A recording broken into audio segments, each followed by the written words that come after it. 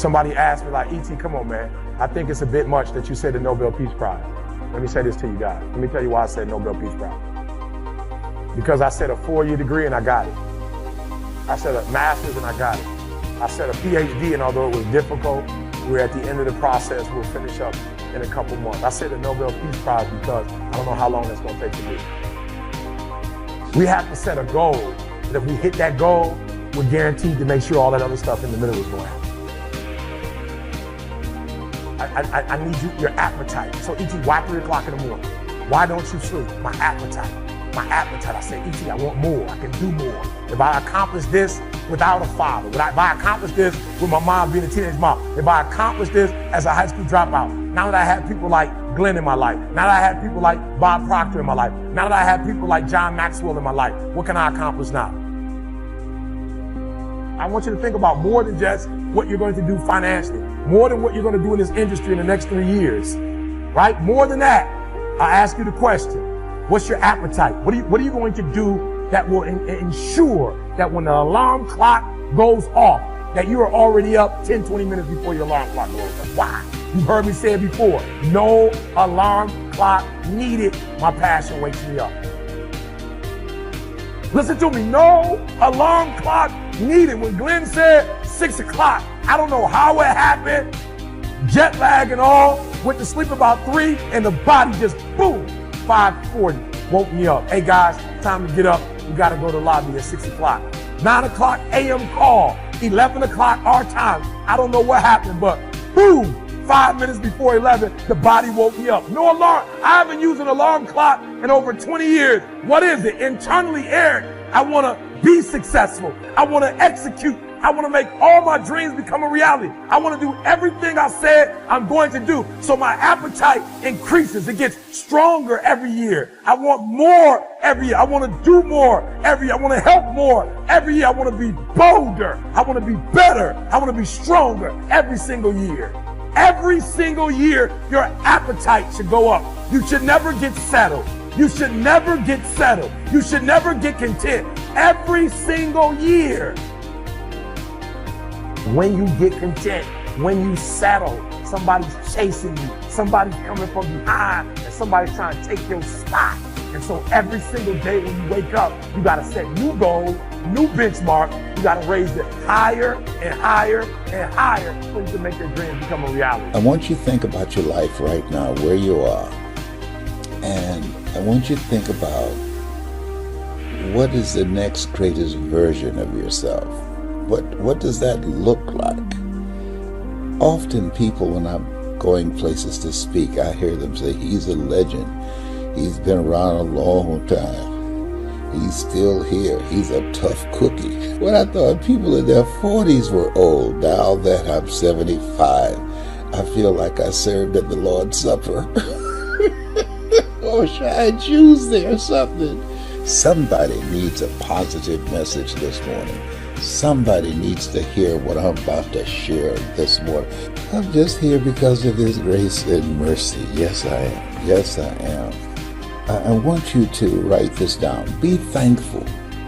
Appreciate what you have and the possibilities ahead. Be thankful. Appreciate what you have and the possibilities ahead. I want you to get into that mindset of being thankful. Every time Jesus performed a miracle, before he performed the miracle, he would always say, Father, I give thanks. He was in a spirit of giving thanks because he knew that miracle was about to happen. There's some things in your life, things that you desire, and I want you to get up this morning in a spirit of being thankful because you know that's going to happen. It's going to happen. It might not happen when you want it to happen, but it's going to happen when you just set up camp and reside in that place of gratitude, of being thankful. Appreciate what you want and what you have, and focus on the possibilities ahead. See, many times when we become so distracted by what we are pursuing, we miss what we have. And you got some good stuff. You got some things going for you. You got some things that's working for you that if they were out of whack, you'd be in some serious trouble. I always tell people, every day is a good day. If you don't believe it, try missing one. So be thankful. Appreciate what you have and the possibilities ahead. And as you think about living your life from a place of thanks. Well, some of y'all, you delusional. I just need you to do me a favor. When you are delusional, you can never get the outcomes you want because the premise in which you're operating from is a lie. So you got to work from truth. And some of us don't want to deal with truth because it's so difficult. E.T., you dropped out of school. E.T., you grew up in a certain community. In order for you to be able to do what you need to do like a Tony Robbins, there's some things that you don't have in your arsenal that if you can just admit you don't have it in your arsenal, then you can go get it. But until you admit that you don't have it, you'll never be able to do it. So I need you to do me a huge favor. I just need you to be real. And the reason why a lot of y'all don't want to be real, because some of you would rather be in a lie and at least have a lie than not have anything at all. You already know the reality about that relationship. You already know that job, your boss ain't about to cash you out. You're just scared to quit and start your own business because you don't know if you're going to do well or not. You know you shouldn't. Come on, be honest. You know you still shouldn't be at that job right now. You still shouldn't be at that job, but you're delusional that one day is going to be your day, that one day you're going to merge your job and your calling together. It's not going to happen. You're going to have to just leave. Right? Was that the last one, son?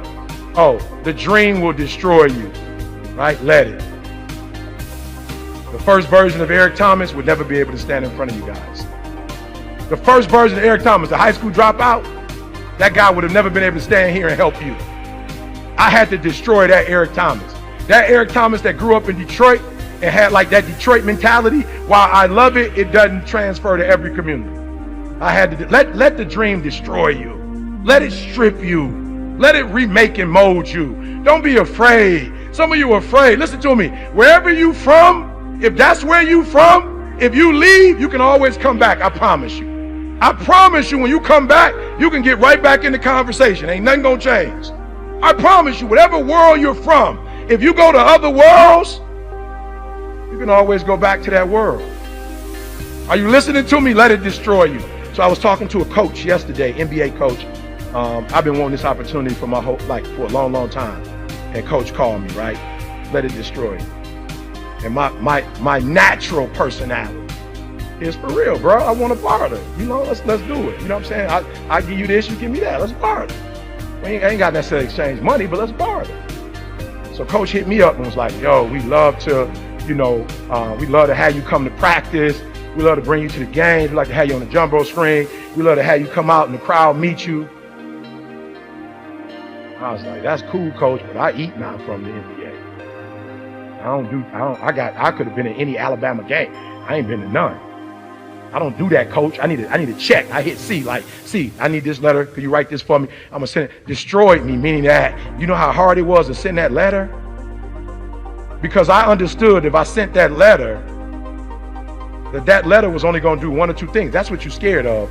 You scared to get to the real answer. Once I sent my man that letter, only two things gonna happen. One, he gonna pay me, or two, he gonna say, no thank you. And that's what you're afraid of. You're afraid to get to the real answer. And yes, while it hurt, I let it destroy me, meaning what? Every time I do it, it's that much easier for me to do it. And what I had to think about was, yo, bro, if you don't want to pay me and you know what I do, then that means you looking out for you. Why? Because you getting a check. That's what I love about folk, bro. You getting a check. You making millions as a coach. If you really think I'm as good as you think I am, and you just told me what I could do for the team, if you getting a check every time they do better, then why wouldn't you give me a check and bring me in? So really you showing your hand. What you really telling me is you don't really value me, because if you really value me, you cut the check. But what you tell me is I have to talk to the front office.